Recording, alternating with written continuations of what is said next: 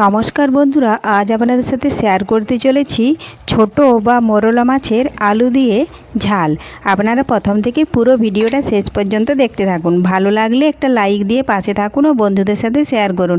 তো দেখুন বন্ধুরা, এখানে আমি মোরলা মাছ ধুয়ে পরিষ্কার করে নিয়েছি, লবণ হলুদ মাখিয়ে নিয়েছি।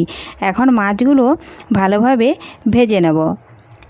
দেখুন একদম গোটা গোটা মাছগুলো, আর এই মাছগুলো খেতে কিন্তু খুবই টেস্ট। দেখুন গ্যাস ধরিয়ে কড়াই বসিয়েছিলাম, কড়াইয়ের মধ্যে কিন্তু আমি মাছগুলো দিয়ে দিয়েছি।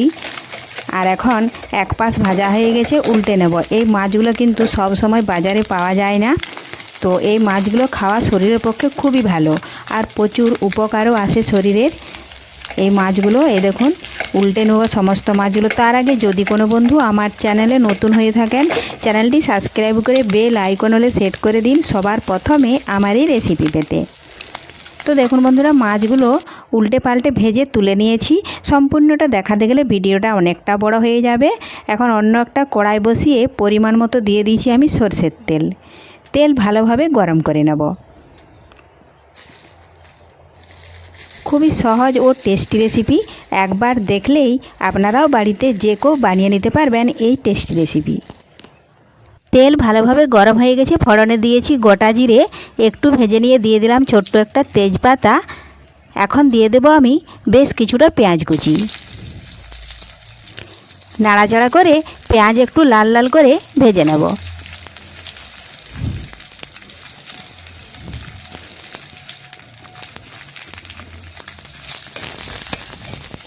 আমরা তো প্রায় দিনই বড় মাছ কিংবা চারাপোনা মাছ খেয়ে থাকি, কিন্তু এই মাছ একবার যদি আপনারা খেয়ে থাকেন এর কিন্তু স্বাদ কখনোই ভোলা যায় না।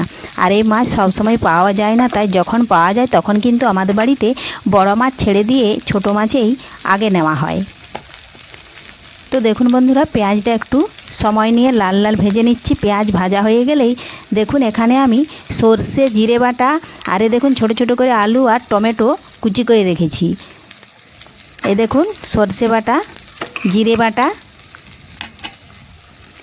তার সাথে কাঁচা লঙ্কা রসুন বেটেছি, দিয়ে দিলাম লবণ।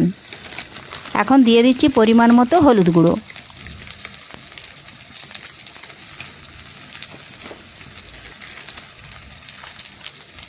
পরিমাণ মতো দিয়ে দিচ্ছি একটু ঝাল লঙ্কার গুঁড়ো।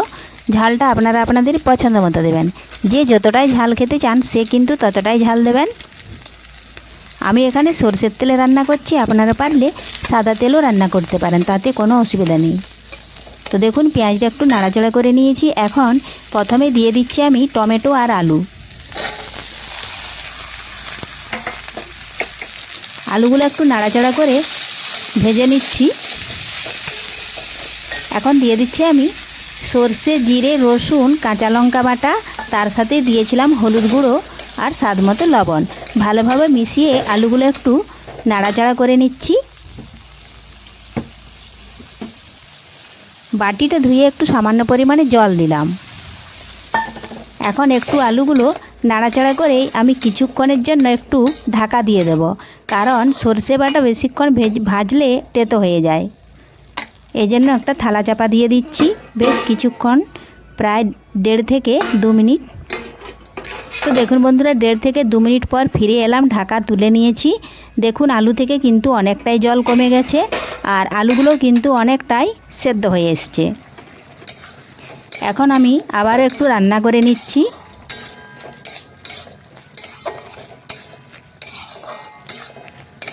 এই দেখুন এইভাবে রান্না করতে করতে যেটুকু জল ছিল সেটাও কিন্তু কড়ার মধ্যে আমি শুকিয়ে নিলাম। যেহেতু আমি আলু দিয়ে মাছের ঝাল বানাবো, তার জন্য আমি আবারও পরিমাণ মতো এখন জল দিয়ে বেশ কিছুক্ষণ একটু ফুটিয়ে নেব। দেখুন কড়ার মধ্যে শুকিয়ে নিয়েছি যেটুকু জল ছিল।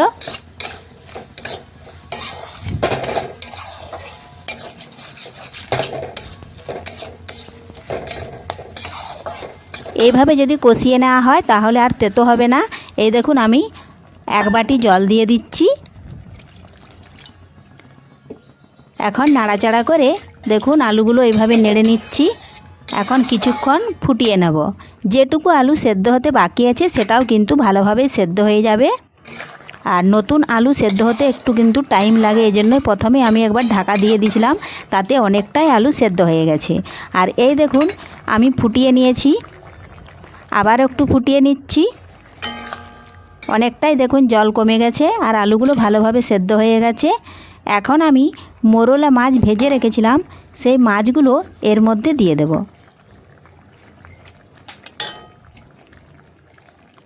এই দেখুন মাছগুলো দিয়ে দিচ্ছি, দিয়ে নাড়াচাড়া করে ভালোভাবে মিশিয়ে আবারও একটু ফুটিয়ে নেব, তাহলে মাছগুলো একটু নরম হয়ে যাবে আর খেতেও কিন্তু ভালো লাগবে। তো তৈরি হয়ে গেল দেখুন বন্ধুর খুব সহজেই টেস্টি ও হেলদি রেসিপি মোরলা মাছের ঝাল আলু দিয়ে। তো এই পদ্ধতিতে আপনারাও বাড়িতে বানিয়ে নেবেন, একবার দেখবেন, খেতে অসাধারণ হবে। তো অনেকটাই জল শুকনো হয়ে গেছিলো, এই জন্য আমি আবারও একটু জল দিয়ে দিলাম। এখন কিছুক্ষণ ফুটিয়ে তারপরে নামিয়ে নেব। তো আজকের এই রেসিপি বন্ধুরা আপনাদের কেমন লেগেছে অবশ্যই কমেন্ট করে জানাবেন। পুরো ভিডিওটা ভালো লাগলে লাইক, শেয়ার ও সাবস্ক্রাইব করে আমার পাশে থাকবেন। ধন্যবাদ। প্রত্যেক দিন আবারও নতুন নতুন রেসিপি বা ভিডিও পেতে।